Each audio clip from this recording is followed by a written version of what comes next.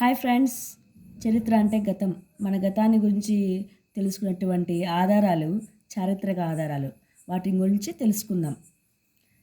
చరిత్ర రచనకు ఉపయోగించే సమాచారాన్ని చారిత్రక ఆధారాలు అని అంటారు.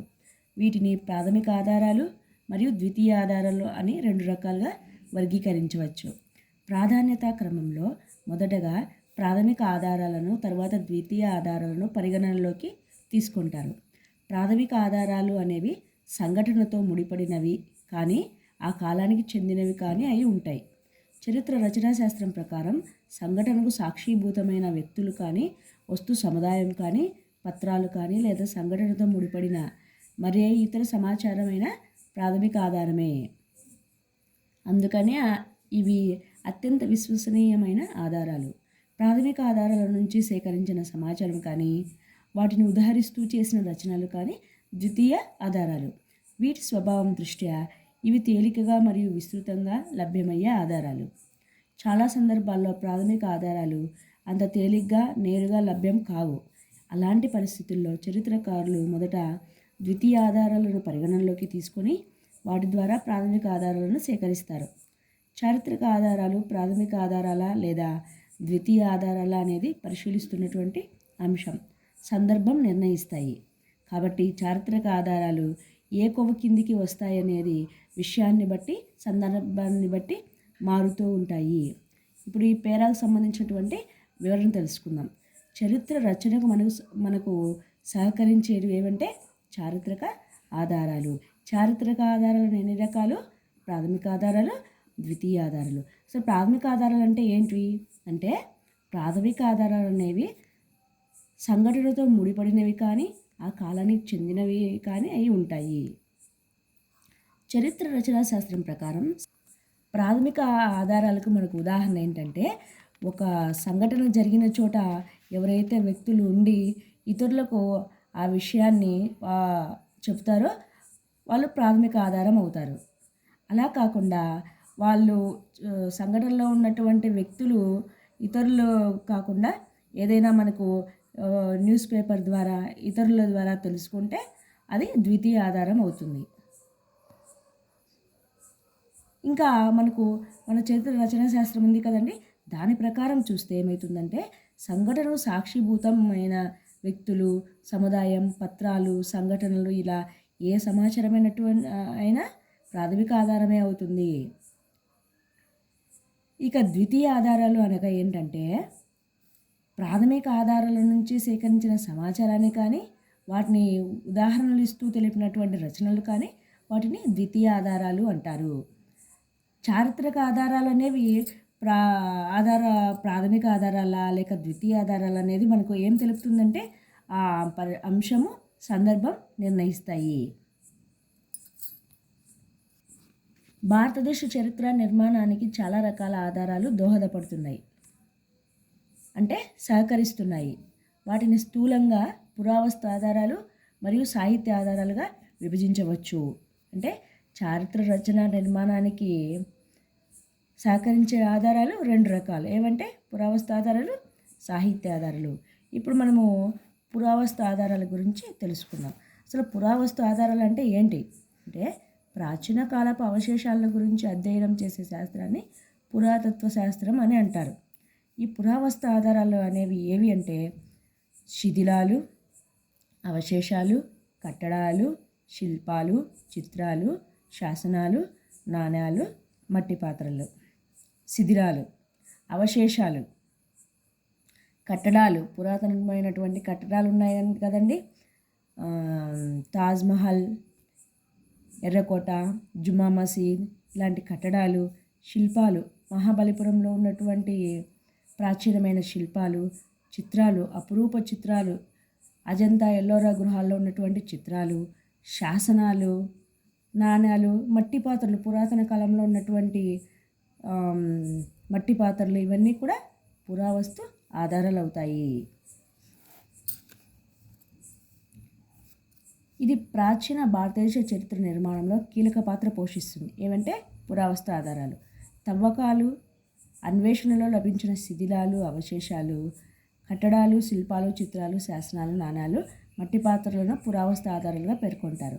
ఈ పురావస్తు ఆధారాలను రేడియో కార్బన్ వంటి శాస్త్రీయ పద్ధతుల ద్వారా పరీక్షించి వాటి కాల నిర్ణయం చేస్తారు. పురావస్తు ఆధారాలను ఎలా తెలుసుకుంటారు, వాటిని ఎలా పరిశీలిస్తారు అంటే రేడియో కార్బన్ వంటి శాస్త్రీయ పద్ధతుల ద్వారా పరీక్షించి వాటి కాలాన్ని గురించి తెలుపుతారు. పురావస్తు ఆధారాల ద్వారానే ఆదిమ మానవుల జీవన విధానాన్ని గురించి కూడా మనం తెలుసుకోవచ్చు.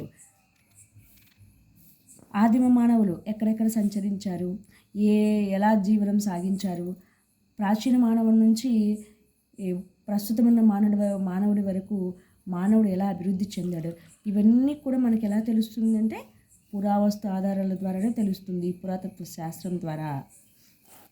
భారతదేశంలో పురావస్తు పరిశోధనకు, జాతీయ స్మారక భవనాల పరిరక్షణకు, సంరక్షణకు భారత పురావస్తు శాఖ ఏఎస్ఐ బాధ్యత వహిస్తుంది.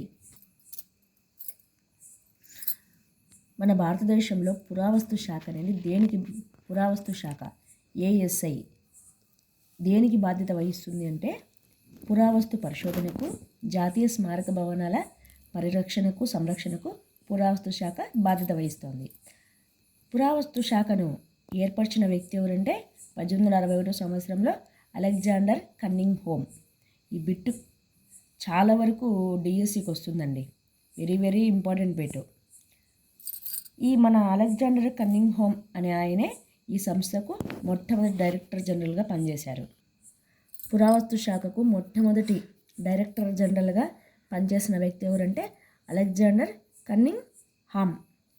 ఈ సంస్థ ఏదంటే పురావస్తు సంస్థ అనేది వివిధ ప్రాంతాల్లో అన్వేషణ జరిపి తవ్వకాలను చేపట్టి వివిధ ఆధారాలను చరిత్ర పునర్నిర్మాణానికి అందించగలిగింది.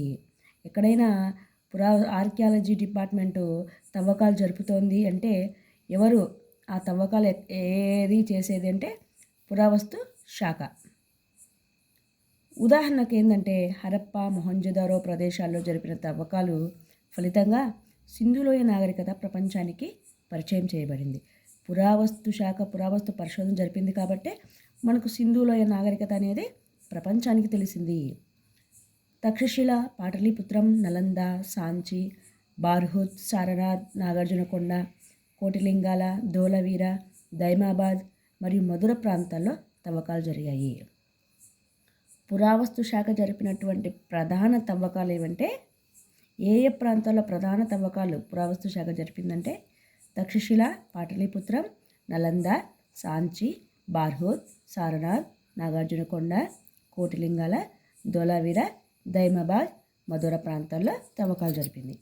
ఇవే కాకుండా మిగతా ప్రదేశాల్లో కూడా భారత పురావస్తు శాఖ తవ్వకాలు చేపడుతోంది.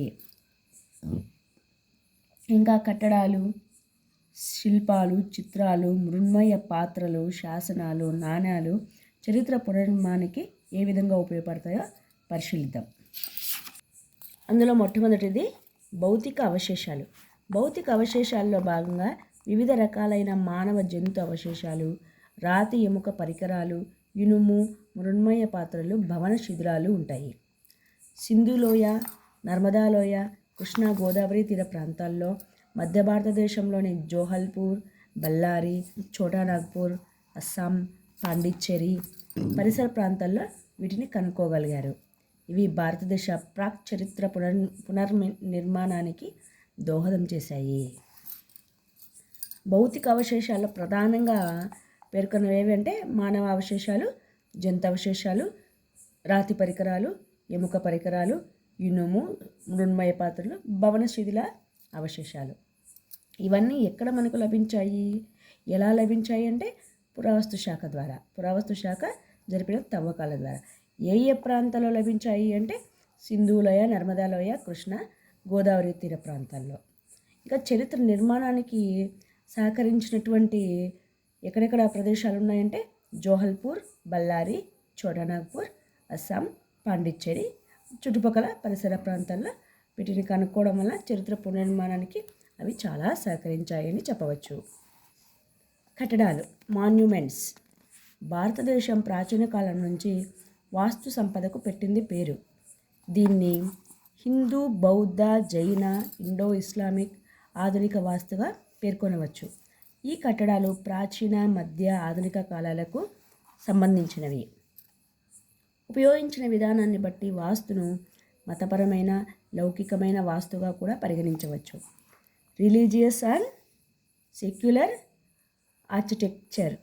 ఇందుకు వీటిని నిర్మించిన విధానాలే, ఇవి కూడా ఆ కాల పరిస్థితుల ప్రతిబింబాలే. వీటిని క్షుణ్ణంగా పరీక్షిస్తే వాటి లక్షణాలను బట్టి అవి ఏ కాలానికి చెందినవో మనకు తెలుస్తుంది. ఈ కట్టడాలు అనేవి మనకు మొట్టమొదటి నుంచి ప్రాచీన కాలం నుండి మన వాస్తుకు సంపదకు పేరుగాంచినవి ఏవంటే కట్టడాలు. హిందూ మతం, బౌద్ధ మతం, జైన మతం, ఇండో ఇస్లామిక్ ఇవన్నిటిని కూడా ఆధునిక వాస్తుగా మనం పేర్కొనవచ్చు. ఈ కట్టడాలు కూడా మనకు ప్రాచీన కాలము, మధ్యకాలము, ఆధునిక కాలానికి సంబంధించినవి అవన్నీ మనం ఎలా తెలుసుకోవాలి? ఎలా అంటే ఈ వాస్తుని బట్టి మతపరమైన, లౌకికమైన వాస్తు ఇవన్నీ కూడా మనము ఎలా తెలుసుకోవాలి? ఏ కాలానికి చెందినవో ఎలా తెలుస్తుంది మనకంటే మన పురాతత్వ శాస్త్రం ఆర్కియాలజీ డిపార్ట్మెంట్ ద్వారా తెలుస్తుంది. ఇకపోతే నెక్స్ట్ శిల్పాలు. సింధులోయ నాగరికత కాలం నాటి నుంచి నేటి వరకు మనకు అనేక రకాలైన శిల్పాలు లభ్యమయ్యాయి. వీటిని వివిధ రకాలైన పదార్థాలతో తయారు చేశారు. శిల్పాల తయారీ విధానం, లక్షణాలు ఆ కాల పరిస్థితులను ప్రతిబింబిస్తాయి. సింధులోయ నాగరికత కాలంలో మనకు అప్పటి నుంచి ఇప్పటి వరకు ఉన్నటువంటి శిల్పాలలో ఉన్నటువంటి వైవిధ్యం, ఉన్నటువంటి లక్షణాలు మనకు చాలా వరకు తెలుసుకోవచ్చండి. సింధులోయ నాగరికత కాలంలో ఉన్నటువంటి ప్రధాన శిల్పాలు ఏవి? అమ్మతల్లి, పశుపతి. అంతేకాకుండా అక్కడ ఉన్నటువంటి అందమైన నాట్యగత్తె, కంచు విగ్రహం. ఇవన్నీ కూడా అప్పటి తయారీకి ఇప్పటి తయారీకి మనకు చాలా తేడా తెలుస్తుంది. వాటిని తయారు చేసినటువంటి పదార్థాలు ఏవో కూడా ఇవన్నీ మనము ఎలా తెలుసుకోవచ్చు? అప్పటి కాలం ఇప్పటి కాలం అంటే ఆర్కియాలజీ డిపార్ట్మెంట్ ద్వారా. శిల్పాల తయారీ విధానం, లక్షణాలు ఆ కాల పరిస్థితులు కూడా మనకు ప్రతిబింబిస్తాయి. చిత్రాలు. మొదటి నుంచి భారతదేశంలో చిత్రకళ ప్రాముఖ్యతను సంతరించుకుంది. ప్రాక్ చరిత్రకు సంబంధించిన చారిత్రక చిత్రాలు మనకు లభించాయి. అలాగే క్రీస్తు పూర్వం 2వ శతాబ్దం నుంచి నేటి వరకు అనేక ప్రదేశాల్లో కుడ్య చిత్రాలు, లఘు చిత్రాలు, వస్త్రంపై చిత్రాలు మొదలైనవి లభ్యమయ్యాయి.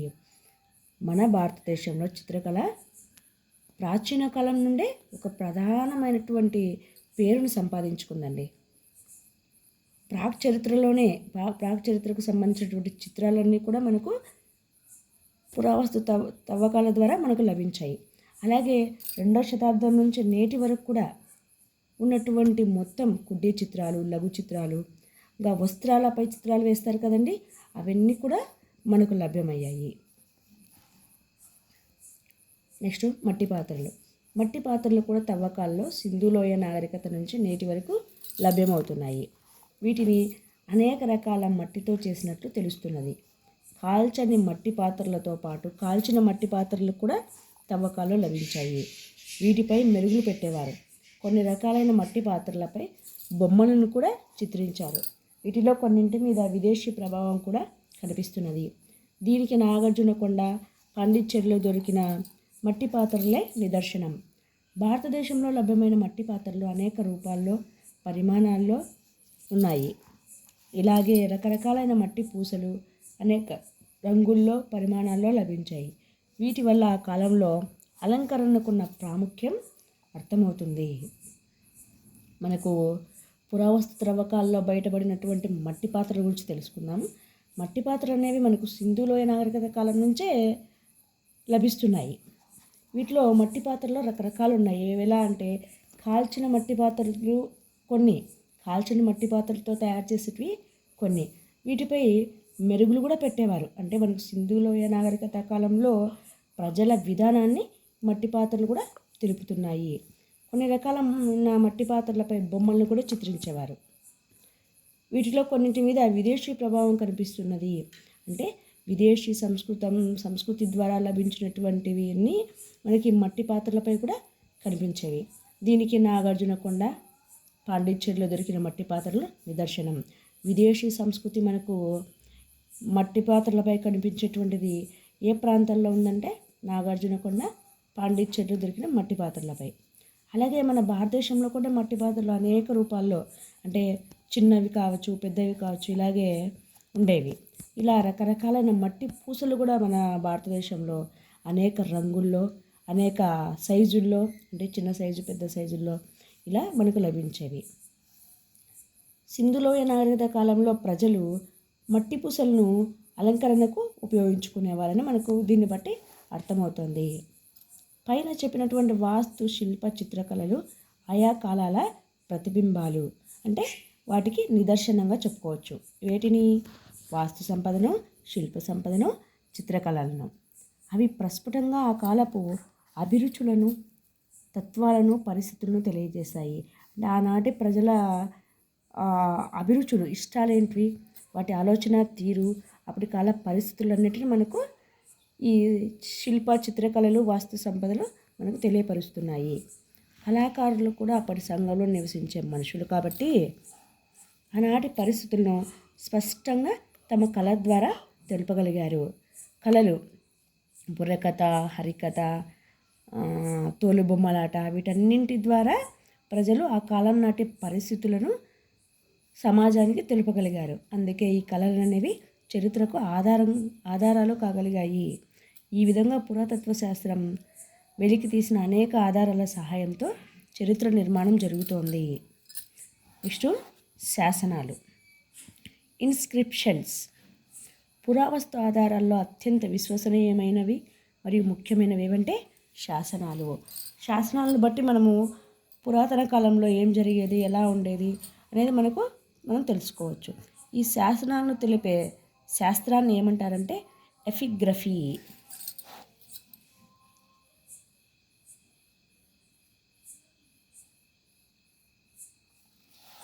ఇవి శాసనాలు అనేవి చరిత్రకు సంబంధించిన వాస్తవాలను అందిస్తాయి. శాసనాల అధ్యయనాన్ని మనం ఎపిగ్రఫీ అని అంటారని చెప్పుకున్నాం ఇందాక. శాసనాలను రాళ్లపైన, స్తంభాలపైన, భవనాలపైన, గోడలపైన, దేవాలయ గోడలపైన మనము గమనించవచ్చు. మనకు ఉదాహరణకు ఒంటిమిట్టలో ఉన్నటువంటి రామాలయంలో అక్కడ దేవాలయ గోడలపైన శాసనాలను గమనించవచ్చు. ఇంకా పురాతన కాలం నాటి దేవాలయాలు ఏవున్నా సరే అక్కడంతటి మనకు శాసనాలు కనిపిస్తాయి. ఇవే కాకుండా ముద్రికల పైన, రాగి రేకుల పైన కూడా శాసనాలు లిఖించడం జరుగుతుంది. రాగి రేకుల పైన, తామ్ర శాసనాలు, వీటన్నింటి మీద కూడా మనకు శాసనాలను లిఖించేవారు. వివిధ ప్రయోజనాల కోసం శాసనాలు రాయబడతాయి. శాసనాల్లో తెలిపిన సమాచారం ఆధారంగా వాటిని వివిధ రకాలుగా వర్గీకరించవచ్చు. ఏంటంటే కొన్ని శాసనాలేమో వంశవృక్షాలను, రాజుల ఉత్తర్వులను, రాజులు సాధించిన ఘనతను, వారి దిగ్విజయాలను, అంటే వారు ఇతర రాజ్యం మీదకి దండయాత్రలు చేసి పొందినటువంటి రాజ్యాలు ఉంటాయి కదండి, ఆ దిగ్విజయాలను గురించి, మతపరంగా ఇచ్చిన దాన విశేషాలను గురించి కూడా తెలుపుతాయి. అంటే రాజులు ఇతరులకు దానం చేసినటువంటి స్థలదానం, గ్రామదానం, వీటన్నింటి కూడా తెలుపుతాయి. భారతదేశంలో సంస్కృతం, ప్రాకృతం, తమిళం, కన్నడం, తెలుగు మొదలైన వివిధ భాషల్లో శాసనాలు లభించాయి. మన భారతదేశంలో శాసనాలు ఏ ఏ భాషల్లో లభించాయి అంటే సంస్కృతం, ప్రాకృతం, తమిళం, కన్నడం, తెలుగు అని చెప్పచ్చు. అలాగే పురాతన లిపులు ఏమున్నాయి అంటే ఖరోష్ఠి లిపి, బ్రాహ్మీ లిపి. ఈ ఖరోష్ఠి, బ్రాహ్మీ లిపిల్లో రాయబడిన శాసనాలు కూడా మనకు చాలా లభించాయి. వీటిలో కనిపించే భాషా శైలి, విషయాలు మనకు ఆ కాలపు పరిస్థితులను స్పష్టంగా తెలియపరుస్తాయని చెప్పుకోవచ్చు. భారతదేశంలో మొదటి శాసనాలుగా సింధు నాగరికత కాలం నాటి ముద్రికలను చెప్పుకోవచ్చు. భారతదేశంలో మొట్టమొదటి శాసనాలు ఏవి అంటే సింధు నాగరికత కాలం నాటి ముద్రికలపైన ఉన్నటువంటి శాసనాలు. ఇవి క్రీస్తు పూర్వం 2500 సంవత్సరాల కాలం నాటివి. అయితే వీటిలోని లిపిని ఇంతవరకు కనుగొనలేకపోవడంతో వాటిని పూర్తి స్థాయి శాసనాలుగా పరిగణించలేకపోతున్నాం. భారతదేశంలో మొదటిసారిగా అధిక సంఖ్యలో లభ్యమైన శాసనాలు ఏవి అంటే అశోకునివి శాసనాలు. మనకి ఇక్కడ బిట్టు రావచ్చండి. ఎలా అంటే మన భారతదేశం మొట్టమొదటిసారిగా అధిక సంఖ్యలో లభ్యమైనటువంటి శాసనాలు ఏ చక్రవర్తి కాలం నాటివి అంటే అశోక చక్రవర్తి కాలం నాటివి. అతడు వేయించిన రాతి శాసనాలు నేటి వరకు కూడా పదిలంగా ఉన్నాయి, చాలా భద్రంగా ఉన్నాయి. ఇతని శాసనాలు చాలా వరకు ఎడమ నుంచి కుడి. అశోక చక్రవర్తి శాసనాలు ఎలా అంటే ఎడమ నుంచి కుడివైపునకు రాసి ఉన్న బ్రాహ్మీ లిపిలో లభ్యమయ్యాయి. మరికొన్ని కుడి నుంచి ఎడమకు రాసిన ఖరోష్ఠీ లిపిలో దొరికాయి. అంటే అశోకుని కాలంలో లభించిన శాసనాలు ఖరోష్ఠీ లిపిలోనూ రాయబడ్డాయి, బ్రాహ్మీ లిపిలోనూ రాయబడ్డాయి. బ్రాహ్మీ లిపిలో ఆ అక్షరాలను రాసే విధానం ఎలా అంటే ఎడమ నుంచి కుడివైపునకు రాసి ఉంటాయి. అదే ఖరోష్ఠీ లిపిలో అక్షరాలు రాసే విధానం ఎలా అంటే కుడి నుంచి ఎడమకు రాసి ఉంటాయి అని మనము ఇక్కడ గుర్తుపెట్టుకోవచ్చు. ఈ శాసనాలను మొదటగా పరిష్కరించిన వ్యక్తి ఎవరంటే జేమ్స్ ప్రిన్సెప్. ఈయన ఏషియాటిక్ సొసైటీ ఆఫ్ బెంగాల్ జర్నల్కు సంపాదకుడు. ఎవరు? ఏషియాటిక్ సొసైటీ ఆఫ్ బెంగాల్ జర్నల్కు సంపాదకుడు ఎవరంటే జేమ్స్ ప్రిన్సెప్. ఇతను ఎవరు అంటే శాసనాలను మొదటగా పరిష్కరించినటువంటి వ్యక్తి అని మనం చెప్పుకోవచ్చు.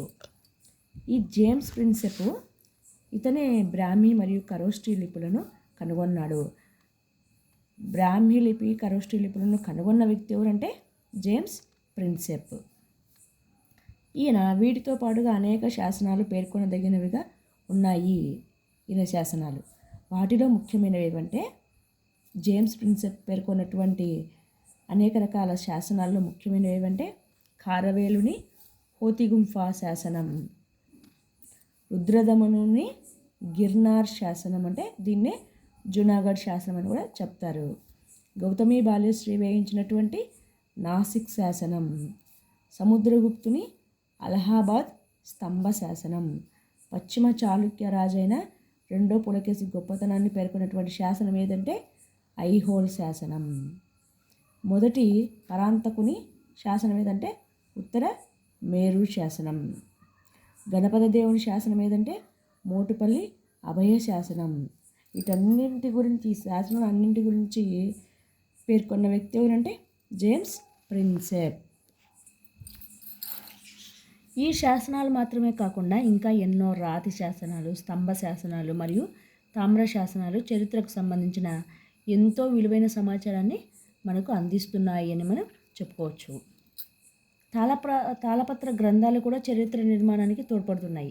అవేవి చరిత్ర నిర్మాణానికి తోడ్పడేటువంటి తాళపత్ర గ్రంథాలు ఏవంటే గుజరాత్లోని జైన తాళపత్ర గ్రంథాల్లో చిత్రాలను కూడా గీశారు. గుజరాత్లోని జైన తాళపత్ర గ్రంథం అనేది చరిత్ర నిర్మాణానికి తోడ్పడేది. వీటిలో వచ్చేసి చిత్రాలను కూడా గీశారు. అలాగే మొఘలుల కాలానికి చెందినటువంటి అక్బర్ నామా, బాబర్ నామాలు గుడ్డపై రాసినవి. ముస్లిం రాజులు కూడా అనేక శాసనాలను వేయించారు. ఈ విధంగా వంశ చరిత్రలను, రాజకీయ పరిపాలన, సామాజిక, ఆర్థిక, మత విషయాలను కూడా మనకు శాసనాలు తెలియజేస్తున్నాయి అని చెప్పుకోవచ్చు. నెక్స్ట్ నాణ్యాలు. చారిత్రక ఆధారాల్లో ముఖ్యమైనవి ఏవంటే శాసనాల తర్వాత ముఖ్యమైనవి ఏవంటే నాణ్యాలు. ఈ నాణ్యాల గురించి మనం అధ్యయనం చేసే శాస్త్రాన్ని న్యూమిస్మాటిక్స్ అంటారు. ఏమంటారు? న్యూమిస్మాటిక్స్. నాణ్యాలను భూమిలో నుంచి తవ్వకాల ద్వారా కానీ భూ ఉపరితలంపై నుంచి కానీ సేకరిస్తారు. నాణ్యాలను సాధారణంగా బంగారు నాణ్యాలు, వెండి నాణ్యాలు, కంచు నాణ్యాలు, మిశ్రమ లోహాలతో, ఇలాంటి ఈ లోహాలతో తయారు చేస్తారు. నాణ్యాలపై అనేక రకాలైన బొమ్మలు, దేవతా ప్రతిమలు, రాజుల ప్రతిమలు, వారి పేర్లు, తేదీలను కూడా ఒకప్పుడు రాజులు ముద్రించేవారట. అవి దొరికినటువంటి ప్రదేశాన్ని బట్టి మనము అవి ఏ చలామణిలో ఉన్న ప్రాంతంను, పరోక్షంగా రాజ్య సరిహద్దులను కూడా సూచిస్తాయి. ఏ రాజు కాలం నాటివి ఈ దొరికినటువంటి నాణ్యాలను ఏ రాజు కాలం నాటివి, ఏ శతాబ్దానికి సంబంధించినవి అని మనం తెలుసుకోవాలి అంటే ఆ ప్రాంత రాజ్య సరిహద్దులను కూడా మనం తెలిపేవి ఏమంటే నాణ్యాలు. అవి ఏ కాలానికి చెందినవో, ఏ రాజువో అవి దొరికిన ప్రదేశాన్ని బట్టి కూడా మనం చెప్పవచ్చు. నాణ్యం దొరికింది అంటే దాన్ని బట్టి అక్కడ ఉన్నటువంటి చిత్రాలు, శాసనాలు వాటన్నింటిని చూసి మనం తెలుసుకోవచ్చు ఇవి ఏ రాజు కాలం నాటివి అని. నాణ్యాల ముద్రణలో వాటిపై ముద్రించిన భాష, లిపి, ప్రతిమల విషయంలో ప్రతి రాజవంశం కూడా తనదైన శైలిని అనుసరించింది. అంటే ఒక్కొక్క నాణ్యం ఒక్కొక్క రాజు గురించి, ఆ రాజు యొక్క విజయాలను గురించి తెలుపుతుంది. అంటే ఒక రాజుకు శైలిలో చాలా తేడా ఉంటుంది కాబట్టి మనం ఈజీగా తెలుసుకోవచ్చు. ప్రజల ఆర్థిక స్థితిగతులను తెలియచేయడంలో కూడా నాణ్యాల ప్రాధాన్యత ఉంది. ఎందుకంటే ఇక్కడ ప్రజల ఆర్థిక స్థితిగతులను నాణ్యాలు ఎలా తెలుపుతాయి మనం ఆలోచించవచ్చు. అది ఎలా అంటే అప్పటి కాలం నాటి వ్యాపార వాణిజ్య విషయాలను తెలుపుతాయి. అప్పటి కాలం నాటి ప్రజల పరిస్థితులను, వాళ్ళ ఆర్థిక స్థితిగతులను కూడా తెలుపుతాయి. సామాజికతను, ఆచార వ్యవహారాలను కూడా మనకు నాణ్యాల ద్వారా మనం తెలుసుకోవచ్చట. ఇవే కాకుండా ఇతర ఎన్నో చారిత్రక విషయాలను వెలుగులోకి తేవడంలో మనకు ప్రధాన పాత్ర పోషించినవి ఏవంటే నాణ్యాలు అని చెప్పుకోవచ్చు. ఇక్కడ మనకు చిత్రం కనిపిస్తూ ఉంది కదండి, ఇది వచ్చేసి గ్రీకు లిపిలో ఉన్నటువంటి కనిష్క నాణ్యం. ఇక్కడ మౌర్య సామ్రాజ్యం యొక్క పంచ్మార్క్ నాణ్యం. భారతదేశంలో మొదటగా ముద్రించిన నాణ్యాలు ఏవంటే విద్దంక నాణ్యాలు. వీటిపై కేవలం కొన్ని గుర్తులు మాత్రమే ఉండేవి. దేశవ్యాప్తంగా ఇలాంటి నాణ్యాలు చాలా దొరికాయట. ముఖ్యంగా కుషాన్లు, గుప్తుల కాలం నాటి నాణ్యాలు ఎన్నో ఆసక్తికర విషయాలను వెలుగులోకి తెచ్చాయి. అలాగే ఢిల్లీ సుల్తాన్ల పాలనలో భారతీయ నాణ్యాల ముద్రణలో మౌలికమైన మార్పులు చోటు చేసుకున్నాయి. మొత్తం మీద నాణ్యాల ద్వారా ఆ కాలం నాటి రాజకీయ, ఆర్థిక, సామాజిక మరియు మత పరిస్థితుల గురించి మనం తెలుసుకోవచ్చు. విజయనగర రాజుల కాలం నాటి నాణ్యాలు ఏవంటే వరాహ నాణ్యాలు అని చెప్పచ్చు. ఇంకా బిసాంతు, పాన అనేది వెండి నాణ్యము, బిసాంత్ అనే నాణ్యాలు, ఇంకా బంగారు నాణ్యాలు, వీటన్నింటి గురించి కూడా మనము చరిత్ర నిర్మాణానికి ఈ నాణ్యాలు కూడా చాలా సహకరిస్తాయి అని మనం తెలుసుకోవచ్చు. మనం శాసనాలకు ఇంకా వేటిని ఉదాహరణగా చెప్పుకోవచ్చు అంటే విజయనగర కాలం నాటి వరాహ నాణ్యం చాలా ప్రసిద్ధమైనది. అలాగే ఢిల్లీ సుల్తాన్ల కాలంలో టంకా అనేటువంటి వెండి నాణ్యం, జిటాల అనేటువంటి రాగి నాణ్యాన్ని ప్రామాణికమైనవిగా చెప్పుకోవచ్చు. ఇంకా మనకు ప్రముఖమైనటువంటి శాతవాహనుల కాలంలో శాతవాహనుల పరిస్థితుల గురించి తెలిపే నాణ్యాలు ఏవంటే ఓడలకు సంబంధించినటువంటి నాణ్యాలు.